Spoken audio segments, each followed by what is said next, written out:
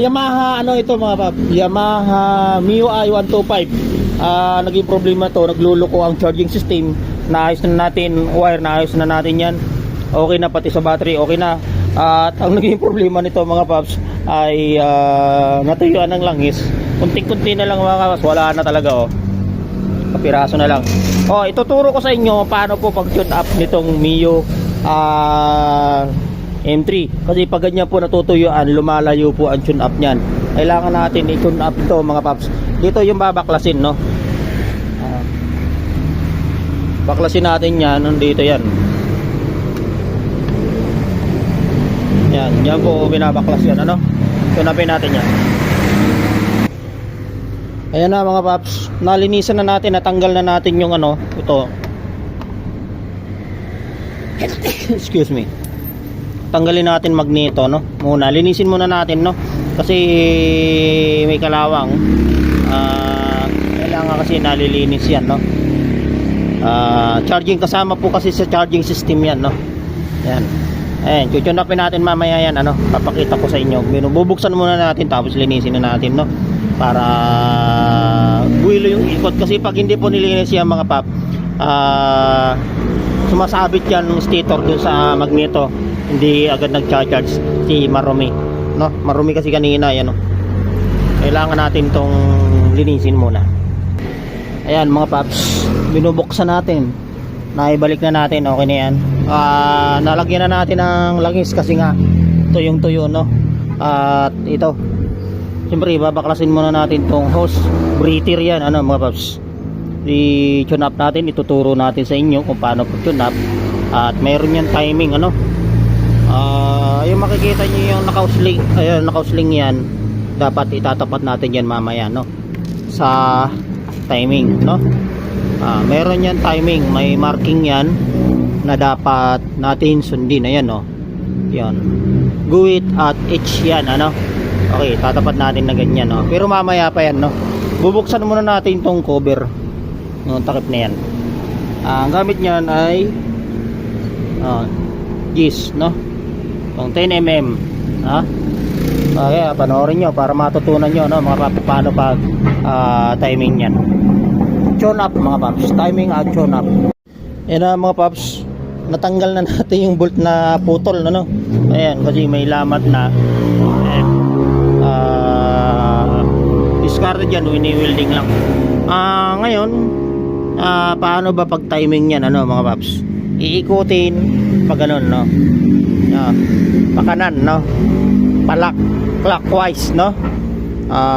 Yan, iikutin natin. Tingnan nyo, ha? Turo natin sa inyo, no? Ikot pag ganyan, ha? Pag ganito mga M3 mga paps, mabilis lang. Tanggalin nyo lang yung cover at hawakan yung pan, itong pan, tapos ikot. Ang unang-unang bababa dyan mga pap, exhaust lagi, no? Ganyan, exhaust ang bababa dyan, no? Ayan, yan, no? Ayan, gumalaw na exhaust, no? Next, intake ang gagalaw. Ayan, gumalaw na yung intake, no? Pababa na yan, no? Pagmasdan nyo mga pap, ayan, diba? Tumaas na, pagtaas nyan, titingnan nyo yung timing dito.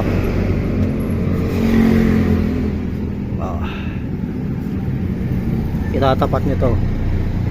Ayan, kita nyo yung guhit na yan. Yung guhit na yan, doon sa anong yung maliit na yan na parang tuldok o guhit, until naka-usling maliit na maliit dyan, itatapat nyo lang po mga paps.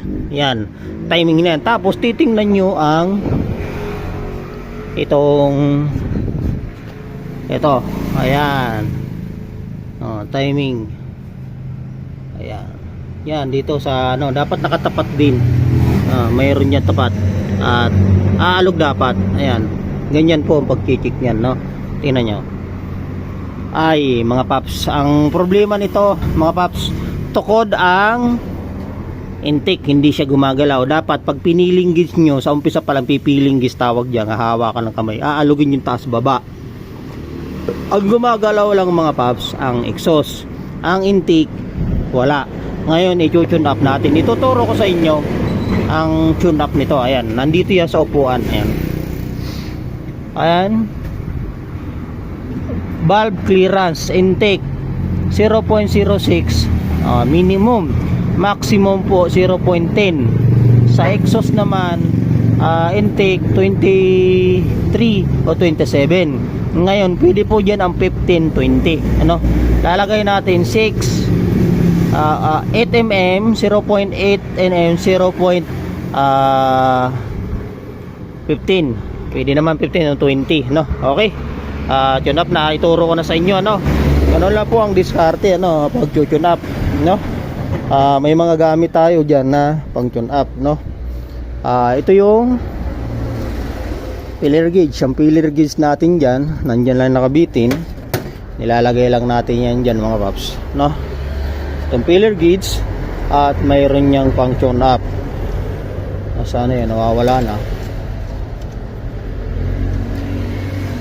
Ito maliit ito eh. Mayroon yan dito eh, mga papahanapin pa natin kung saan sana naman naka ano. At yun, oh. Yan. Sa nut po yan, sa bolt. Okay. Oh, yan mga paps ang ginagamit natin da. Ito, dapat mayroon kayo nito. Ito, pang sa nut. Ito sa adjuster bolt. At ito sa filler gauge. Yan. Ano na natin mga paps, no? Ayan ha. M3 yan mga paps, tune up. Pag natutuyaan mga paps, i-tune up ninyo. Kasi kapag natutuyaan, nagbabago ang ano niyan. Natuyaan po ito. Ngayon tune up natin. Pati nga bolt na putol. Ayan no. Ayan. Buti na lang mga paps na welding, na tanggal natin na welding na isama dito sa ano natin, no? Ayan no. Ganyan diskarte mga pag napuputol. Ayan no. We will dikit. Yan, kailangan marunong po talaga kayo mag-welding para makuha niyo yung putol, yung kaputol nito. Ayan, di ba? Oh. Hindi na kailangan ibaba. Tatanggalin lang yung battery regulator kasi nagkakaroon ng daloy ng ano yan. Natanggal yun. Kahit di na, pwede naman mga paps ito. Bibili na lang nitong isang bolt na ito. Kasi napansin ko si mga pap. Ayan oh. Hindi siya lapat eh. Marumi, may tagas. Pag ganito ang itsura mga pap, natutuyuan yan. Tinan yung itsura oh. Aalagaan po sa langis ano. Okay, tunapin na natin no. Titignan natin to. Yung sinabi ko sa inyo 0.6, 0.8, 23, 27 exhaust. Ano? Okay. Tanatan na natin yan para matapos na to no. Okay, sana masundan yung ating tutorial ano. Paano mag-tune up sa M3. Mayroon pong nakalagay dito no, manual na kailangan sundin. Minimum 0.6, maximum 0.10 at ang exhaust minimum 0.23 at 0.27 maximum. Okay. Okay. Ito na mga gamit natin. Luluwagan natin siyempre ito, paluwag muna dyan. Pag ganyan or 8 yan, 9 yan mga paps. Yan ang maluwag kasi mga paps eh. Kaya kailangan pinotune up talaga yan. Kawa kasi natin cellphone eh. Yan, alog na yan kasi nagalaw na natin. Yan, hanapin natin dito yung filler gauge na 0.8 na lang mga paps para 8 13. Yan, hanapin na natin ha. Ayan mga papa. Ayan na mga pap, nakita na natin yung intake gagamitin na natin 0.08 at ang exhaust ang gagamitin natin 0.15 mm. Okay, 0.15 mm yan ano mga paps. Okay, tingnan nyo mga pap no. Dito po nilalagay yan no. Yan. Kailangan konting sabit lang ano mga paps. Pag nilagay yung filler gauge na yan, kailangan konting sabit lang ano. Hindi pwede yun yung sabit na sabit sobra no. Pag tune up niyan no. Hindi pwede rito ang filling gauge. Pag sinabing filling gauge, yung kinakamay lang yun. itinuturo to sa private school or sa lahat ng school ng TESDA na kailangan gumamit ng filler gauge. Kasi hindi kayang tansyahin kung ano yung tulad niyan ginagawa natin kamay nito, ito. Hindi kayang tansyahin ng ganun-ganun lang. Filling gauge tawag niyan, hindi pwede. Pag ano po, hindi mo matatansya kung anong gap nun ilalim.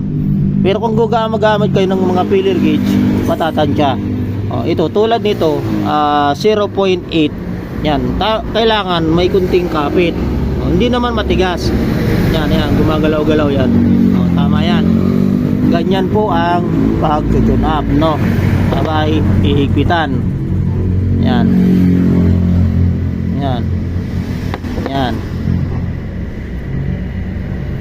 Ngayon, diskarte mga pap. Okay. Ayan, tingnan nyo maigi mga pap. Filler gauge, paghigpit sa nut, at adjustable bolt. Ayan, yung sa ibabaw na yan, no?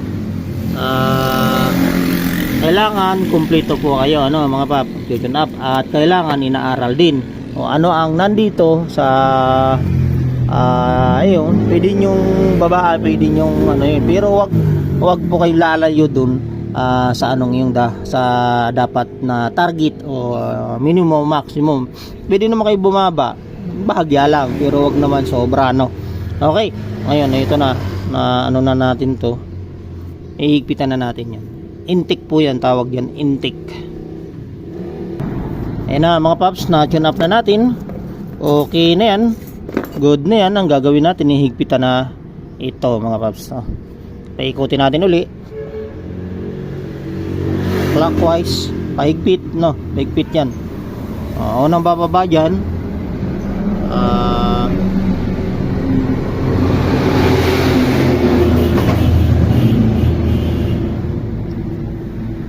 madilim po mga pap, madilim. Ayan na, okay na. Di na makita, madilim. Okay na yan. Ayan na mga paps, na-tune up na natin. Okay na, pinatagas naman natin. Okay naman yung bomba sa ibabaw. Dumaloy naman mga paps. Ayan. Goods. Nilinis na natin to. Ayan, nilinis na natin yan. Ibabalik na lang natin para mailapat maigi yan. Okay. Yan na natin dito. Dapat malinis yan para hindi siya tumagas, mga paps. Kailangan walang dumi yan, yan, ganun yan mga pap. Pag tune up, unang-una ita-timing nyo muna at sundin yung tamang pag tune up, kasi tukod pala ito nung nakaraan, tukod yung intake. Kailangan po kasi hindi tukod yan at naglalaro lang, natuyuan, talagang natuyuan ito mga paps, kaya nagkaganito. Okay. Maraming salamat sa mga customer na nagtitiwala. Please subscribe na lang po sa mga naka-subscribe sa aking YouTube channel. Panoorin nyo lang lagi ang ating mga basic tutorial kung paano tune up, paano wiring, kung ano-ano pa. Okay, maraming salamat. Mechanic Doctor, open lagi. Ngayon, ibabalik na natin para mapaandar na to. Okay.